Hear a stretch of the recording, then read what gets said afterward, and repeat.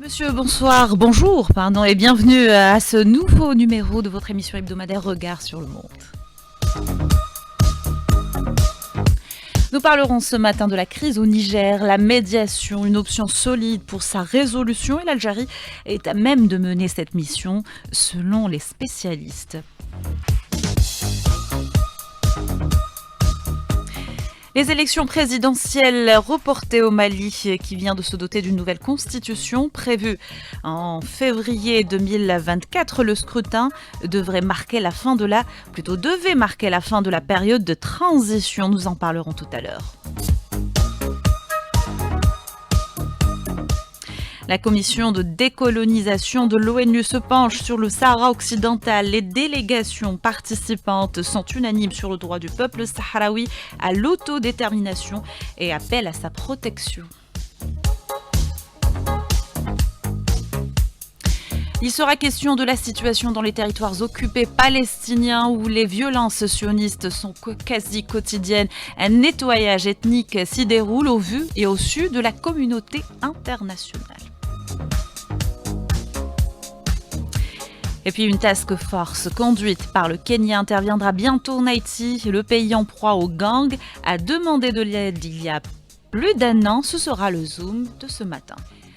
Heureuse de vous retrouver. On commence ce numéro de Regard sur le monde au Niger. Le pays en proie à une crise constitutionnelle depuis la prise du pouvoir par des militaires en juillet dernier. Le président Bazoum avait été interpellé. Il est toujours détenu par les putschistes. Malgré les appels de la communauté internationale à un retour à l'ordre constitutionnel, la situation est au blocage. L'Algérie propose sa médiation. Il s'agit d'une réelle opportunité pour la résolution de la crise au Niger, notamment après l'échec des tentatives de la CEDEAO. L'expérience algérienne en la matière pourrait faire la différence. Selon Issoufou Kado, ancien diplomate nigérien, il l'évoque avec Lies Telrini. Nous ne sommes pas surpris de l'initiative algérienne car l'Algérie a été toujours un pays d'avant-garde dans la défense des intérêts des pays africains. C'est un pays qui a été toujours progressiste, qui avait aidé beaucoup de mouvements de libération en Afrique pour se libérer du joug colonial. Donc cette initiative d'Algérie me paraît très intéressante. Et l'Algérie voulait même accompagner son initiative d'un forum, pourrait amener les uns et les autres à se comprendre. Moi, à mon avis, l'initiative elle est bonne. Ce forum doit intégrer le désir de la population du Niger qui aspire à une refondation de la République conforme aux réalités socio-économiques, culturelles. Dans l'exercice du pouvoir politique, on a toujours des problèmes. Nous sommes aujourd'hui à notre 5e coup d'État. Beaucoup d'observateurs mettent beaucoup d'espoir en cette médiation algérienne et estiment qu'elle est la bienvenue. C'est le cas de Régis Ankpé, spécialiste en politique internationale. On l'écoute. Je suis convaincu que la médiation algérienne, au cœur donc de cette crise nigérienne qui dure depuis 2 mois, apportera quelque chose. Il est important que sur des crises africaines, que nous ayons des solutions africaines. Il faut rappeler le contexte d'un pays qui a subi un putsch, qui a mis de côté un président civil démocratiquement élu. Nous avons des généraux qui ont pris le pouvoir et qui estiment effectivement qu'ils viennent régler les questions de gouvernance sécuritaire, de gouvernance économique. On peut plus retourner en arrière. La médiation algérienne, elle est importante. Le Tchad s'y était mis, ça n'a pas marché. La CEDEAO, ça a été très compliqué. Les militaires estiment que la durée de leur mandat ne pourra être actée que par un forum national inclusif. Le cœur donc de la médiation algérienne devra être de reconnecter le Niger à tous ses voisins ouest-africains. C'est d'admettre effectivement que de fait, ce sont des autorités avec lesquelles il faut travailler, il faut discuter, il faut échanger. Cette médiation algérienne, pour moi, il faut la saluer et il faut espérer qu'elle aboutisse. On reste dans la région, on passe au Mali voisin. Ce qu'il faut noter, c'est que le Mali devrait quand même retourner à l'ordre constitutionnel en février ou à partir de février 2024. La junte au pouvoir a fait un communiqué pour faire savoir qu'elle n'a pas les ressources nécessaires pour organiser les élections législatives et locales. Et en même temps, elle se dit incapable d'organiser la présidentielle à date. Donc pour l'instant, on ne sait pas jusqu'à quelle date il y aura des élections. Mais les raisons évoquées, les raisons avancées sont beaucoup plus d'ordre technique. Afrique. Donc en réalité, ce que le porte-parole de la junte a dit à la télévision nationale est que l'État du Mali a signé un contrat avec une entreprise française qui était en charge donc de mettre en place une base de données informatique qui permettrait donc de recenser les Maliens et d'organiser les différentes élections. Et il se trouve que au jour d'aujourd'hui, le Mali est donc débitaire de 5 milliards de francs CFA et que cette société a refusé de donner les baux de passe qui permettaient donc d'organiser efficacement les élections de la liste électorale. Aujourd'hui, nous constatons quand même que cette décision a été vigoureusement contestée au Mali, d'abord par la classe politique, mais aussi par la société civile, dans le sens où le Mali vient à peine d'organiser une élection autour d'une nouvelle constitution sur la base du même fichier qui a été fourni donc par la dite société française. Nous constatons aussi que la société française a fait un communiqué pour dire qu'elle n'a pas de différend avec l'État malien. En tout cas, pour l'instant, les Maliens sont dans l'expectative en attendant de voir clair. C'était Sega Diarra, politologue malien, qui revenait sur le report des élections présidentielles qui vient d'être annoncé. Le Mali qui vient d'être doté d'une nouvelle constitution. Les élections, ce scrutin prévu en février 2024, devait marquer la fin de la période de transition et la remise du pouvoir aux civils. Les autorités maliennes évoquaient un souci technique. Sans transition, on passe au prochain thème. La question sahraoui est examinée par la 4e commission en charge des questions politiques spéciales et de la décolonisation. C'est à l'occasion de la 78e session de l'Assemblée générale de l'ONU. De nombreux intervenants lors du débat général ont réitéré leur soutien au droit à l'autodétermination et à l'indépendance du peuple sahraoui sur la base du respect des principes et buts de la Charte des Nations Unies, du droit international et des résolutions pertinentes de l'ONU. Des appels également à soutenir les efforts du secrétaire général et de son envoyé personnel afin de créer un environnement de confiance permettant une résolution pacifique au conflit et de protéger le peuple sahraoui. Pour Pierre Galland, président de la coordination européenne des comités de soutien au peuple sahraoui, cette cause juste a réussi à survivre aux manœuvres douteuses du Maroc et gagne en appui. Je vous invite à l'écouter, il répond Alias Telrini. La question du Sahara occidental est inscrite à cette commission au titre de territoire qui n'est pas encore autogéré et qui n'a pas pu procéder à son autodétermination. Cette commission va entendre de nombreux délégués. Le Maroc paye pas mal de gens pour être sur place, mais il se fait que par ailleurs, les délégués d'ONG, d'associations internationales, de comités de soutien au peuple sahraoui viennent de la part de nombreux pays d'Afrique, d'Europe, d'Amérique latine pour plaider la cause du Sahara occidental et mettre en lumière l'ensemble des violations des droits dont sont victimes les populations des territoires occupés. Et c'est aussi important parce que ça donne lieu à un rapport qui est transmis à l'Assemblée générale qui adopte ce rapport qui après ça remonte jusqu'au Conseil de sécurité. Et il est important de faire entendre la voix du peuple sahraoui à l'international. Le Front Polisario, représentant du peuple sahraoui, ne rate aucune occasion pour plaider cette cause juste. On écoute Lekhal Mamlaini, une représentante du Front Polisario à Addis Abeba. La commission de décolonisation, elle a toujours traité la question sahraoui et elle a incité, elle a poussé l'Assemblée générale de l'ONU à adopter sa première résolution en 1965. La question sahraoui doit être présente, a été présente pour déjouer toutes les tentatives marocaines de faire oublier cette question. Alors ça c'est le but principal de la participation du Front Polisario et des Amis du Sahara occidental partout, qui chaque année font le déplacement pour soutenir cette cause. La réunion de décolonisation se tient avant l'adoption de la résolution de l'Assemblée générale. De là vient l'importance de participer, de dénoncer les tentatives marocaines. On s'attend simplement à une nouvelle résolution de l'Assemblée générale. Il y a une autre dynamique au Conseil. Vous savez que le Conseil de sécurité est composé seulement de 15 pays. La différence est apparente. La dynamique lancée par les États-Unis dernièrement, on souhaite que ça va faire du changement. Et l'Algérie qui prend part à cette assemblée ne manque pas de rappeler sa solidarité et son soutien avec le peuple sahraoui. Saïd Layachi, président du comité algérien de solidarité avec le peuple sahraoui, justement, parle Alias Telrini. une délégation du Comité national algérien de solidarité avec le peuple sahraoui, composée de 3 membres du comité, est à New York depuis le 2 octobre à l'effet de pétitionner devant les membres de la 4e commission de l'Assemblée générale des Nations unies. Cette commission de l'ONU étudie chaque année les développements dans une quinzaine de dossiers de décolonisation existant à travers le monde, dont le dossier le plus important et le plus lourd est le dossier du Sahara occidental. Les délégués du comité algérien vont plaider devant les membres de la 4e commission essentiellement pour le rappel de la responsabilité fondamentale des Nations unies dans l'application du droit international, et de là, les délégués algériens vont demander l'organisation effective et rapide d'un référendum d'autodétermination au bénéfice du peuple sahraoui, tel que le reconnaît très clairement ce même droit international et tel que le recommande chaque année le Conseil de sécurité des Nations unies. Les délégués du comité algérien ne manqueront pas de dénoncer dans leur plaidoirie les manœuvres dilatoires et les entraves récurrentes que réalise le régime marocain pour empêcher la tenue de ce référendum d'autodétermination. Les violations massives et répétées par l'administration marocaine d'occupation contre les civils sahraouis pacifiques dans les territoires occupés du Sahara occidental, également la spoliation déjà condamnée des ressources naturelles sahraouis par le régime du Makhzen et la situation dégradée des prisonniers politiques sahraouis dans les prisons marocaines. Les délégués du comité algérien feront porter publiquement la responsabilité du régime marocain dans la violation du cessez-le-feu en novembre 2020, ce qui a entraîné la reprise des engagements armés et ce qui a créé une menace sérieuse sur la paix, la stabilité et la sécurité dans la région. À signaler qu'une délégation du Parlement algérien participe également pour les mêmes objectifs à New York à cette séance de pétition.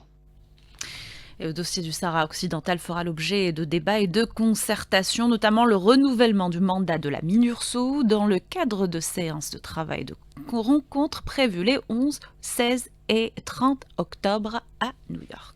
La situation en Palestine occupée s'aggrave, les violences sionistes sont quasi quotidiennes. Assassinats et agressions, interpellations et incursions, les Palestiniens vivent un véritable calvaire alors que des images et des actions barbares circulent régulièrement sur Internet. L'opinion et les instances internationales restent inertes. Pour en parler avec nous ce matin, Taoufir Tahani, militant pour la cause palestinienne et journaliste. Bonjour Monsieur Tahani. La situation est très grave dans la région. Une véritable chasse à l'homme. Pourquoi cette montée des violences sionistes est-elle habituelle? Bon, c'est un petit peu inhabituel. On ne peut pas dire que la violence elle n'a jamais existé avant. Au contraire, elle a toujours existé depuis, depuis la création de l'État d'Israël, et s'est accentuée dans les territoires occupés depuis 1967. Mais il y a eu des moments où elle était un petit peu, on dit, régulée ou un peu atténuée. Mais là, elle prend des proportions jamais atteintes auparavant. C'est-à-dire maintenant, c'est devenu quotidien. Nous voyons les statistiques données par les ONG israéliennes et palestiniennes qui montrent que la première moitié de l'année déjà 2023, la violence, elle avait dépassé le nombre d'actes de colons de toute l'année 2024. Donc, on va finir cette année 2023 avec plus que le double, voire le triple de tous les actes violents. Et violents, c'est-à-dire en nombre, déjà, je crois qu'on l'a largement dépassé, mais également de l'intensité de la violence, où il y a maintenant des crimes carrément attribués à des colons israéliens contre les Palestiniens. Comment expliquer ceci? Essentiellement, mais je crois que tout le monde le sait, par ce gouvernement de Netanyahou, Ben Gvir et Smotrich, gouvernement d'extrême droite israélienne, qui veut en découdre et il veut en finir avec la question palestinienne. Donc il y a une violence de colons qui est maintenant institutionnalisée. C'est-à-dire à chaque fois qu'il y a une violence des colons, c'est avec la protection et la coordination avec l'armée. Monsieur Tahani, vous évoquiez la politique de Netanyahou. Vous dites qu'il est prêt à tout pour se maintenir au pouvoir. Peut-on donc s'attendre au pire les jours à venir? Oui. Netanyahou, maintenant, ils pensent à une seule chose, c'est d'échapper à la justice israélienne qui les poursuit pour corruption, pour tout ce qu'il avait fait pendant les mandats précédents. Et donc il sait que s'il ne fait rien, s'il n'aggrave pas encore la situation, il risque de passer quand même quelques mois, voire quelques années en prison. Mais les artisans de cette politique maintenant, c'est toute cette extrême droite fasciste israélienne, et plus particulièrement en la personne de Smotrich. Smotrich, c'est quelqu'un qui sait ce qu'il veut faire, et il l'a dit à plusieurs reprises. Nous voulons aboutir à l'annexion des territoires de ce qu'ils appellent Judée-Samarie, c'est-à-dire la Cisjordanie, Jérusalem-Est bien sûr comprise, et puis on se débarrasse complètement de Gaza, quitte à comme ils l'ont déjà un certain nombre de membres de son parti qui ont dit, quitte à les noyer les Gazaouis, c'est-à-dire vraiment à les réduire à néant, quitte à commettre un grand massacre. Oui, la situation, elle est très inquiétante. C'est-à-dire que maintenant, où on assiste à des attaques, à des pogroms, et ça, le mot pogrom, il est utilisé par des journalistes israéliens, par des ONG israéliennes, on assiste à des pogroms qui se multiplient de jour en jour, et on voit l'armée qui protège les colons et puis qui leur assure une totale impunité.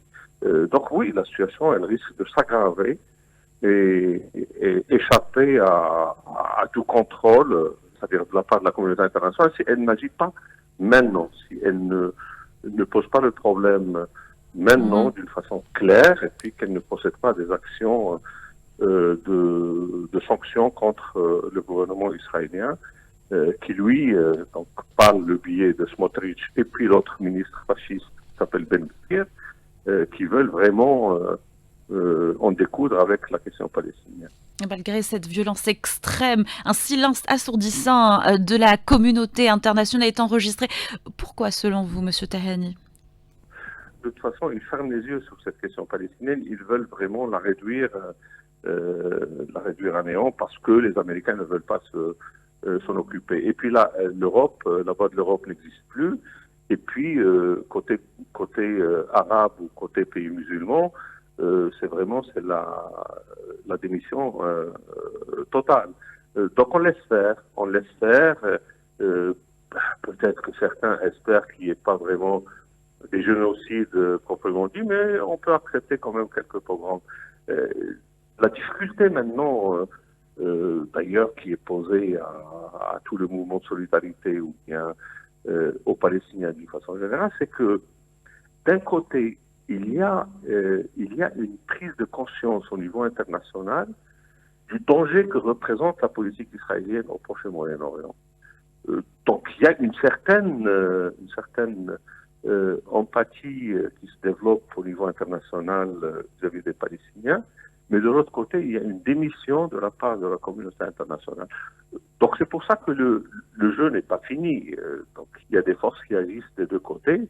Ce que nous espérons, nous, en tout cas, et puis moi personnellement, je fais partie de ce mouvement de solidarité, c'est qu'on penche la balance dans l'autre côté, c'est-à-dire qu'il y ait une véritable intervention. Là maintenant, il y a ces colons qui commencent à agacer tout le monde. On voit, par exemple, ceux qui tirent la sonnette d'alarme sur la question des nettoyage ethnique. En premier lieu, on trouve des organisations israéliennes comme B'Tselem, par exemple, ou comme Yesh Din, et qui ont documenté, par exemple, tout le nettoyage ethnique qui est opéré dans la vallée du Jourdain, dans la région de Khan el-Ahmar, une région qui est stratégique au milieu de la Cisjordanie, ou bien dans une région au sud de Hébron qui s'appelle Massafariata, où il y a déjà entre 6 et 8 communautés bédouines qui ont été obligées de quitter leur lieu d'habitation, là où ils sont depuis 1967, et puis leurs maisons sont détruites, il y a leurs écoles qui ont été détruites, alors que les écoles ont été construites par des fonds de l'Union européenne. L'Union européenne qui, malheureusement, elle est encore silencieuse, mais notre action, elle essaie d'obtenir des réactions de la part de ces pays. Monsieur Tahani, le processus de paix est au point mort. Comment le relancer? Bon, là maintenant, et depuis de très longtemps, depuis l'assassinat de Rabin, il n'y a pas de processus de paix. Il y a juste, de la part des Israéliens, ils essayent de gagner du temps pour s'accaparer le maximum de territoire. Et malheureusement, du côté palestinien, la maison palestinienne, elle est faible parce qu'il y a des divisions qui continuent malgré tous les efforts qui ont été faits pour essayer de rassembler cette maison palestinienne, d'unifier cette maison palestinienne, dont par exemple les rencontres d'Alger, et puis du Caire, etc. Donc, un processus de paix entre une partie qui est extrêmement faible, divisée, et puis une autre qui a pignon sur rue, et maintenant on voit Israël qui est devenu une puissance pas uniquement régionale, mais elle commence par exemple, elle vend des armes, des drones et tout, etc. à plus de 143 pays dans le monde. Donc, elle est devenue un État qui peut acheter le silence de la communauté internationale. Et d'ailleurs, c'est ce qu'ils sont en train de faire. Le processus de paix ne peut se faire que si vraiment les Palestiniens ils arrivent à reconstruire leur outil qui est l'Organisation de libération de la Palestine et puis qu'ils aient un projet politique qui est clair sans attendre les miettes qui peuvent être données par tel parti ou bien tel ou tel Est-ce qu'accorder un siège de membre à la Palestine au sein de l'ONU pourrait aider la cause palestinienne, M. Tahani? Absolument oui. Une reconnaissance pleine et entière de l'État de Palestine à l'ONU, comme d'ailleurs les Palestiniens le demandent depuis très longtemps. Ils ont obtenu un siège État non-membre ou État observateur il y a quelques années. Maintenant, ils veulent vraiment une adhésion à part entière. Alors, l'important, c'est où? L'important, c'est que quand il y a un État qui est membre, les autres États qui sont membres de l'ONU, ils sont obligés, d'après la charte de l'ONU, de lui prêter assistance, notamment avec l'application de la 4e Convention de Genève, qui doit protéger la population palestinienne qui est sous occupation. Et d'ailleurs, c'est la raison pour laquelle un certain nombre de pays européens comme la France, comme l'Allemagne, etc., ne veulent pas reconnaître l'État de Palestine, parce qu'ils ne veulent pas avoir cette obligation vis-à-vis de l'État de Palestine face à l'agression continuelle de l'État d'Israël. Donc oui, c'est quelque chose de très très important. Et là aussi, voilà, diplomatiquement, les Palestiniens, je pense qu'ils tentent d'obtenir cette reconnaissance, mais sans vraiment l'appui de toutes les organisations, qu'elles soient régionales, la Ligue arabe, ou bien l'organisation de la conférence islamique, ou même, pourquoi pas, une partie de l'Union européenne. La situation va être difficile pour eux, et puis ils n'auront peut-être certainement pas cette reconnaissance, surtout via le Conseil de sécurité, parce que les États-Unis ils opposeront leur veto, et via l'Assemblée générale, il faut vraiment qu'il y ait un vote très massif pour dissuader les Américains d'opposer leur veto. Merci à M. Tawfiq Tahani d'avoir répondu à nos questions. Je rappelle que vous êtes journaliste et militant pour la cause palestinienne. Une force task multinationale pour aider Haïti, dirigée par le Kenya. L'ONU en a donné l'aval hier. Il s'agit de soutenir le pays dans sa lutte contre les gangs. C'est le Zoom de Lies Telrani. Bonjour Sabrina. Haïti le réclame depuis un an. Elle sera bientôt exaucée. En fait, c'est une crise sécuritaire qui a des répercussions profondes sur la population et la stabilité du pays. Quelques chiffres d'abord. Les violences ont fait depuis le début de l'année 2400 morts, près de 1000 blessés, 1000 personnes enlevées, provoquant le déplacement de plus de 200 000 Haïtiens. Kidnapping, braquage, pillage, viol, des groupes armés prospèrent et contrôlent des villes entières. Les conflits entre gangs rivaux continuent de terroriser la population alors que les autorités locales se trouvent dépassées par les événements, n'ont d'autre choix que de demander une assistance internationale. Je vous propose d'écouter le Premier ministre haïtien, Ariel Henry. C'était lors de la 78e session de l'Assemblée générale de l'ONU. Je réitère au nom du peuple haïtien et du gouvernement que je dirige la demande de nous prêter main forte pour encadrer la police nationale d'Haïti pour qu'elle puisse répondre réellement aux défis qui s'imposent à elle et à sa mission de protéger les vies et les biens et de servir. Certains pays ont connu des situations similaires à celles que vit mon Haïti actuellement. Ce sentiment de toute puissance des criminels ne doit pas pour longtemps encore résister aux lois de la République et à la volonté de l'ensemble des citoyens de récupérer leur liberté de circuler et de se projeter dans leur pays. Des Haïtiens, il y en a un peu partout aujourd'hui dans le monde. Et beaucoup espèrent retourner chez eux. L'envoi d'une force multinationale à Haïti a été autorisé par le Conseil de sécurité onusien, une lueur d'espoir pour l'île. C'est une intervention d'une période initiale de 12 mois, déployée d'ici janvier au plus tard, et qui sera menée par le Kenya, qui prévoit 1000 policiers et soldats. La priorité sera de sécuriser les écoles, hôpitaux, ports et aéroports. Les États-Unis ont annoncé doter cette force de 100 millions de dollars. Mais qu'est-ce qui a plongé Haïti dans cette crise sécuritaire alarmante, Lies? On pourrait citer l'instabilité politique. Il faut savoir qu'aucun scrutin n'a eu lieu depuis 2016 et de nombreux anciens gouvernements ont été renversés. Il y a également la corruption qui a touché pratiquement tous les secteurs, les ressources publiques détournées, ce qui nous renvoie vers une autre raison qui a provoqué cette crise sécuritaire, la pauvreté et l'injustice sociale. La majorité des Haïtiens vivent dans une pauvreté extrême, ce qui alimente un mécontentement général. Résultat, les gangs règnent en maître à Port-au-Prince. On se souvient du tragique événement qu'a connu le pays il y a 2 ans, l'assassinat de Jovenel Moïse, le président de la République d'Haïti, assassiné par des mercenaires dans sa résidence privée. Merci, Lias Telreni. Un an nous sépare de la destruction du gazoduc Nord Stream qui reliait la Russie à l'Europe, un événement qui a marqué un tournant dans la crise ukrainienne et celle énergétique en Europe.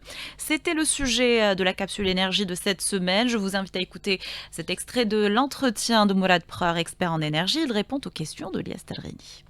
Nord Stream 2, c'était une belle aventure. Alors, le Nord Stream 1, c'était 55 milliards de mètres cubes. Ils l'ont doublé avec un autre, avec son frère jumeau, 55, ça fait 110 milliards de mètres cubes. Une crise gazière 2014 avec l'Ukraine, il y a une interruption d'approvisionnement de 13 jours pour l'Europe. Le gaz passait par l'Ukraine et un peu par la Biélorussie. Et là, les deux Nord Stream, ils contournent l'Ukraine et la Biélorussie. D'abord, ça démonétise complètement sur le plan gazier l'Ukraine. Et deuxièmement, l'Allemagne devient une source gazière pour l'Europe. Et là, il y a eu un problème. Les puissances thalassocratiques, à savoir les États-Unis et la Grande-Bretagne, ont une phobie qu'un bloc eurasien se forme. Et Vladimir Poutine poussait dans ce sens, parce que c'est un stratège, parce qu'il a une vision, un rapprochement avec l'Europe. Il sait qu'avec un partenariat stratégique avec l'Europe, lui permet de construire la Grande Russie. Et les deux Nord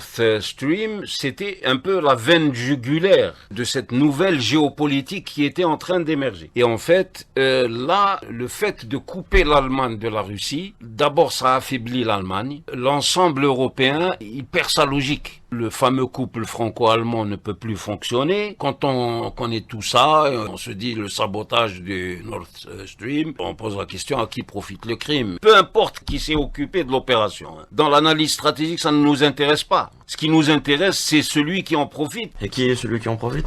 C'est les États-Unis. Et en fait, là, nous avons un affaiblissement de l'Europe, c'est-à-dire nous sommes dans une reconfiguration. L'Union européenne, l'idée même de l'Union européenne, elle a germé au Council on Foreign Relations américain et donc au club de Bilderberg. Regard sur le monde arrive à sa fin pour ce numéro. Je vous retrouve mercredi prochain, même lieu, même heure. Restez fidèles à vos programmes sur Alger Chaîne 3.